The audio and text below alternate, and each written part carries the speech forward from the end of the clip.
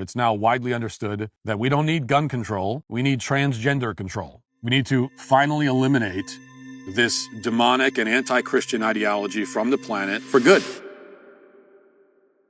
Scholars and extremism experts have warned that the Trump administration's sustained targeting of transgender people, a group comprising less than 1% of the US population, resembles authoritarian strategies that single out a vulnerable minority in order to consolidate power. That is from the Persecution of Transgender People Under the Second Trump Administration Wikipedia page. The fact that there is a very long Wikipedia page for the persecution of transgender people under the second Trump administration, the second, right? So just the last 8 months, with sections like genocide debate. It's not nothing. NPR and other outlets have documented a broader pattern in which Trump and allied Republicans seize on mass shootings and other tragedies to falsely identify perpetrators as transgender, part of a political strategy to scapegoat a small minority group. Experts on extremism and disinformation have warned that such rhetoric deliberately fosters fear and division, echoing earlier authoritarian tactics to rally support by vilifying minorities. Yep, so that sounds awfully relevant right now, and they've been doing that this whole time, and it's been bad this whole time, but it appears we are entering a new chapter. They're moving on to the next stage, and there is a deliberate shift happening with the anti-trans messaging. And that is very clear right now, as conservatives keep trying to blame trans people for the death of Charlie Kirk. I made a short going over all of this, but here's a quick recap. MAGA Twitter detectives immediately blamed a trans woman in Seattle based on zero evidence, and large right-wing accounts amplified this false accusation. Her picture was posted everywhere, and she was harassed for days. Before there was even a suspect, Nancy Mace claimed it was a trans person. Sounds like the shooter was a tranny or pro-tranny. And called for the death penalty on Twitter, then switched up when it was a cis white guy. Donald Trump Jr. said it was the radical trans movement. I'm going to go out on a limb here and say, it's the radical trans that have killed. It feels like they've done practically every mass shooting in America for the last few years, but we're not allowed to talk about it. And that trans people are more dangerous than Al-Qaeda and the Taliban on 9/11. I can't name, including probably like Al-Qaeda and the Taliban, a group that is more violent per capita than the radical trans movement. Steven Crowder made the false claim that the ammo was engraved with transgender ideology. News outlets ran with it. A Fox News personality tweeted from her personal account that Tyler Robinson's roommate is actually his transgender partner. So the governor of Utah said that's good enough for me and announced it in a press conference the next day. The roommate that we had originally talked about, we can confirm that that roommate is a boyfriend who is transitioning from male to female. So we know that piece. That is now taken as fact, despite being unverified and completely based on hearsay and assumptions. Please read the Snopes investigation on this topic before jumping into my comments to try to argue with me about this. We do not know this person's gender identity, and it does not matter. They have been completely cooperative with the FBI and voluntarily helping with the investigation. They are not a suspect, nor are they believed to be involved in any way, so even if they are trans, that has nothing to do with what happened to Charlie Kirk. The bottom line is that conservatives have been trying this entire time to blame it on trans people, and every time that they're proven wrong, they've just chosen a new angle and tried again. So now I want to talk about the bigger picture, alright? Falsely blaming trans people for shootings is not new. The trans terror rhetoric is part of the ongoing, escalating messaging that portrays trans people as a danger to society. They pretend that we're a threat so that they can justify stomping out the threat. So we've seen this for years. Previously from more extreme far-right places like libs of TikTok, but now it is front and center. The main conservative anti-trans talking point right now is this false claim that trans people are, per capita, the most violent and dangerous group of people. Conservative commentators have been pushing this narrative a lot recently. The terms trans terror and trans terrorism are getting really popular amongst conservatives. We are seeing actual politicians, elected officials, our representatives, our actual government, labeling trans people as terrorists. The militant transgender movement, is that a domestic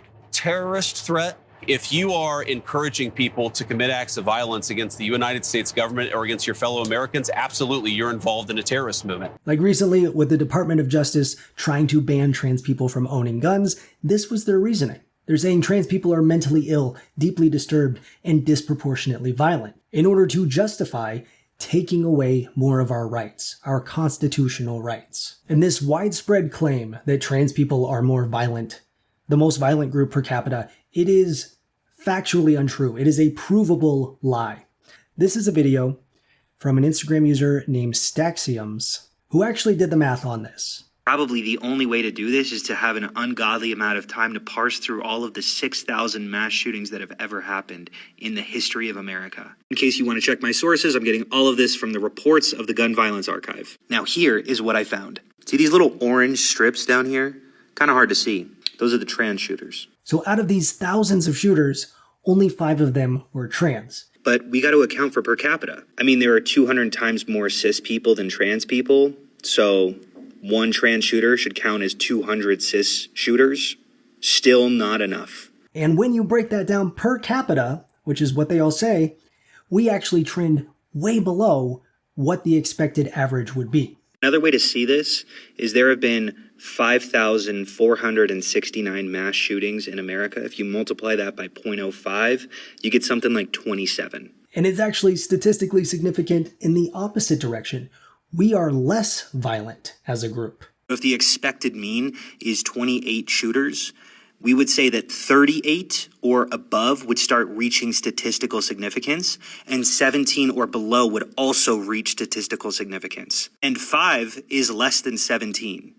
We could have 16 shooters, and I would still make the claim that trans people are surprisingly and extremely nonviolent. You need to understand that 6,000 data points is an ungodly amount of data points, and you could cherry pick any sort of trend that you would like if you just pull examples out. I could find 5 of anything in there. And while MAGA is cherry picking these trans examples and pointing the finger at us, they just removed a study that proves the trend here actually points to them. 95% of mass shooters are cis men, the majority of them being white, and the vast majority of them being right-wing extremists. But MAGA claims the opposite, and people believe it. They don't just claim it. They have a coordinated, ongoing campaign pushing the lie so that trans people are blamed. It is blatant anti-trans propaganda happening, and it's beyond hateful. It is dangerous. Well, why don't I quickly tell you a little bit about some of Ken Klippenstein's recent reporting. He's an independent journalist and friend of the show. So he says that evidently trans people, just in general, might soon be labeled as terrorists by the Trump administration. They're apparently planning to designate transgender people as, quote, violent extremists in the wake of Charlie Kirk's murder. At the time that I originally recorded this video, this news had not come out. So I was just pointing at the writing on the wall that it seemed like this is where we were heading. I didn't expect it to happen so soon, but here we are. The obvious conclusion, the intended result of this harmful rhetoric, the Trump administration is preparing to designate trans people as violent extremists. The senior official explains that there is no process per se for dealing with trans people as a threat group, but feels that trans individuals will be increasingly targeted under the banner of violent extremism. If you're a trans person, you need to be very careful of what you're posting on social media and even in private messages. Scrub your accounts of anything that can be construed as violent or threatening. It doesn't matter if it's a joke or if you're well within your rights to say it, or even if it's just a photo of you posting with a cool medieval replica weapon that you bought at a Ren fair, just delete it. It's not worth ending up on a list. These people literally think a shirt design with a drawing of a knife is a threat. Like, I'm not joking. You need to be careful. The new classification, sources say, gives Trump officials political and media cover. Rather than directly naming transgender people as some enemy, the White House has preferred euphemisms like gender ideology extremism. Exactly, they have systematically dehumanized us. Now they pretend they're attacking this made-up gender ideology extremism when they're actually attacking trans people for their identity. Because just being trans classifies you as a gender ideology extremist. White House counterterrorism czar Sebastian Gorka, who prior to Kirk's murder, despite his prodigious output on X, had never mentioned the word trans during the second Trump term. The day after Kirk's assassination, though, Gorka posted 3 separate tweets on X about trans shooters. So, yeah, that doesn't seem like a good sign. Gorka is the highest level counterterrorism official in the Trump administration. So that's not looking good. And then, of course, we've got Donald Trump Jr. with his poll. What's the greatest domestic terror threat facing America? Antifa, Trantifa, with the overwhelming majority voting, they're the same thing. And of course, Trump just declared Antifa a major terrorist organization. Prosecutors have already made clear that they are placing transgender identity at the center of their case against Kirk's alleged killer. Tyler Robinson, the indictment refers to transgender issues 3 separate times: mass shootings by transgender individuals, trans rights-oriented, biological male who was transitioning genders. And as we've already established, there's literally no evidence connecting trans people to that. While the DEI crackdown is likely to be reversed by subsequent administrations given the sheer number of people it affects, a federal designation of trans people, who account for a far smaller number, as violent extremists portends a longer-term campaign. The practice, now deeply embedded as a result of 2 decades of the global war on terror, includes constructing link analysis diagrams of friends and friends of friends, monitoring social media, opening more intrusive investigations to collect intelligence on potential extremists, watchlisting people, and even arresting people preemptively, all in the name of public safety. So in conclusion, we have been a very effective boogeyman for the MAGA movement. And they've won their pretend fight against transgender ideology. The trans agenda is losing. They're losing on every playing field, in every area of American life. We have defeated them politically. We have defeated them culturally. It's been one loss after another after another. With all the executive orders, various bans, the Supreme Court ruling, other legislation, and policies, they have now done everything they said needed to be done to stomp out this threat. So they can stop right now and say, it's over, we did it. But they won't do that, because there was never really a threat. It's all pretend. And they need us to continue being their boogeyman. So they are now escalating the threat. They are making the trans boogeyman bigger and badder than ever before, so that people will continue to support more egregious attacks on our rights. Labeling us as terrorists justifies to the public that they have to take drastic measures. That's crazy. That's actually crazy. All right? Like, I don't even have to say it. I've already said it so many times. Everyone has said it.